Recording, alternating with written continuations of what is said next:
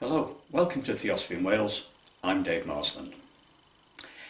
Reincarnation and population increase.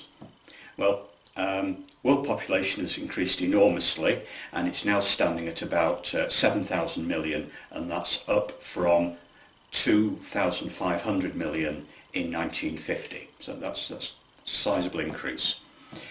With regard to this increase, many are asking, with good reason, where are all the currently incarnated, reincarnated egos coming from? Now, some religions postulate special creation of new reincarnating egos to meet the demand.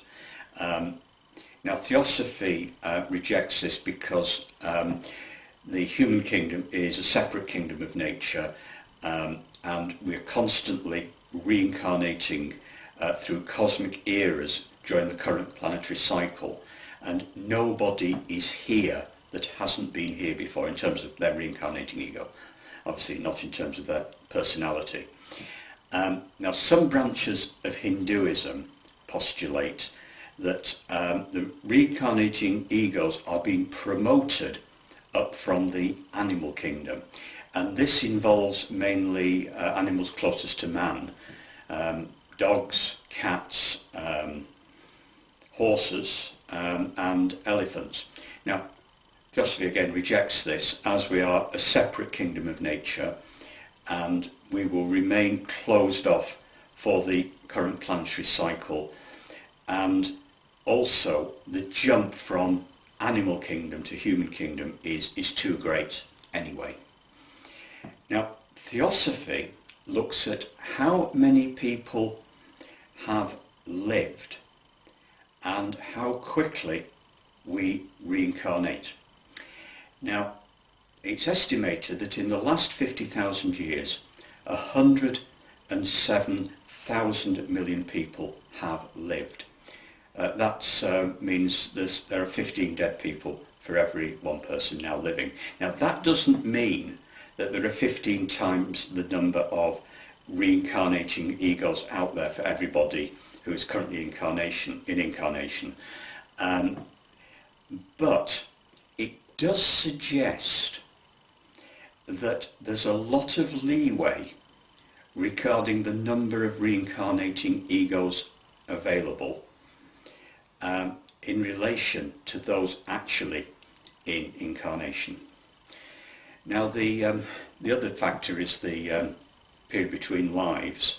Now, that's a highly speculative area, even in Theosophy. H.P. Blavatsky suggested 1,500 years between lives.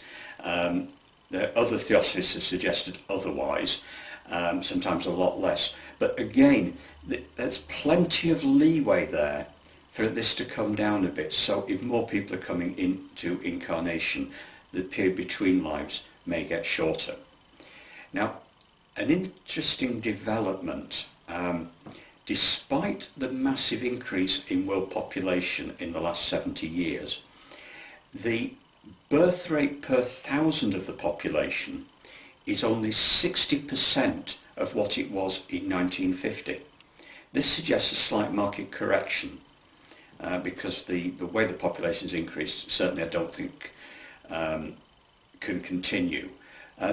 So we're looking at, according to projections based on this fall in the birth rate, of about 9,000 million on the planet by 2050 and 10,000 million by 2100.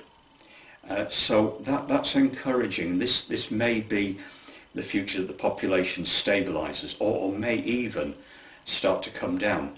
But there's still a lot of people on the planet, and if the Earth can't support the number of people on it, then we may face an ecological catastrophe, and this could mean a serious population meltdown.